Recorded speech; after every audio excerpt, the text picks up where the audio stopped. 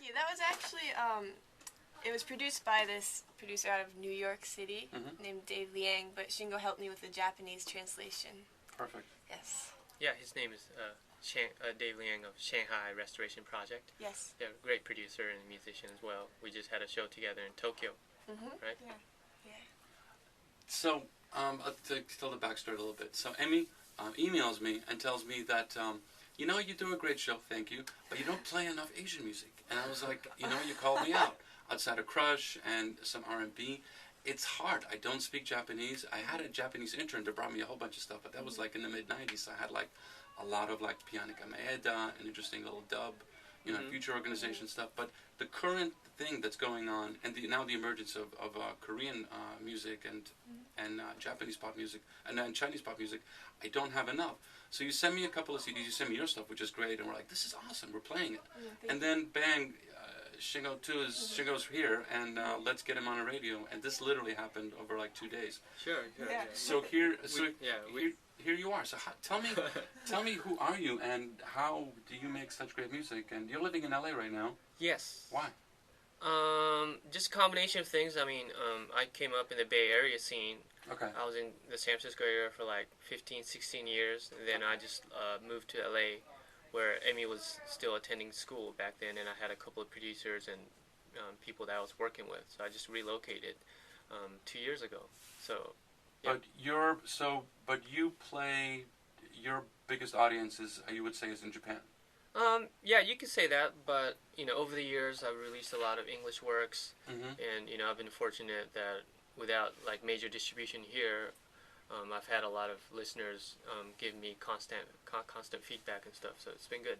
Is it the fact that you're living in the States when you're playing in Japan? Are you giving flack for that, or nobody cares? I'm not sure. It must be good flack. As long as people know that my music is coming from where my community is, because that's where hip hop was originated. It's a whole cultural aspect of music. It's not just a genre. So. But how does that translate? So this is the thing that like I'm a huge fan of hip hop, and I love international hip hop. But one of the things that always kind of like is an interesting pivot for me is that hip hop. Yes, hip hop originated in the Delta in Africa, but the emergence of hip hop as we have right now is tied to oppressed people representing themselves through the Bronx, through LA, through Compton. How does that apply in a Japanese setting? How does that growth process, like as an artistic form, how does that translate in a Japanese experience? Right. Well, I think it's all about, first of all, the community, but at the same time, having your own identity as an individual. So people may be expressing, different thoughts and ideas and feelings, from various, perspectives, whether it be social oppression or economic disparity, or could be historical, cultural, or it could be, just a hip-hop fan just looking at what's happening in New York and trying to do their own thing, just like it would be the same in California or Hawaii. Japan, to me, is just another state of hip-hop nation. Okay, that makes sense. So it's its own particular. Yes. How is hip hop seen in Japan? How is it? Is it considered like in the States? It's like the #1 genre. Is that the same in Japan, or is it still underground and people are like more interested in pop music? Well, it's definitely had many phases. Where it was very underground for a while. Only a select few were doing it and appreciating it, and then out of the rap scene, a few went pop, signed with majors, and did fairly well.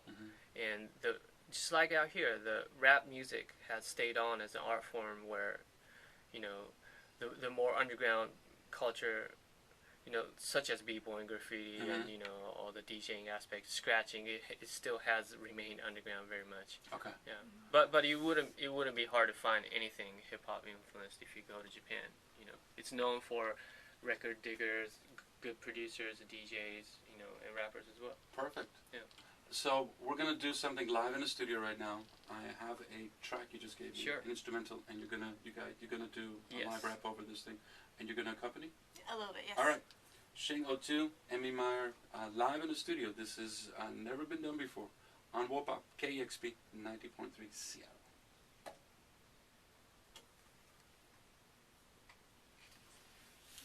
Yes, yes. This track is called Nagasame. You know,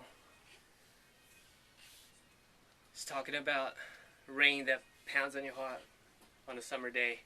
It's kind of weird, but we're gonna do it. Yes, yes. Cakes, EXP. Here we go. Yeah, check it. 夜明けの犬も歩けば行き止まりお月様を照らす水たまり避けながらぽっかり開いて懐にわだかまりなぜか胸が張り裂けそうさ喉が締め付けられるようなこの要塞から抜けてようと心見るたびに振り出しに来る今にも落ちてきそうな空に壊れそうなまでにのしかから主に押しつぶされそうな気力 CD みたいに傷ついて飛んだ記憶、嬉しいことも辛いことも別れたとも淡い過去をもろもろ、思い返すだけで熱い涙ポトポト落とすほど心が綺麗ならきっと別の道を歩んでるんだろうめくるめく変わる街をめでるべくうなじゅす守るために固くなに足かせつけて働きと言い聞かせ期待してみる虫の言い知らせその日暮らしの儚さよ夜の寝床の暖かさよ時の流れの冷ややかさよ人の身振りのしたたかさよだって誰もが指先はドロドロでもそろそろ魂が笑う頃誇り捨てて積もった誇り払うほど景色も変わって見えるもの人とつながることにも税を課す世の中で生き残って精を出すと故郷の願いが叶いますように明日には気分が晴れますようにようにようにように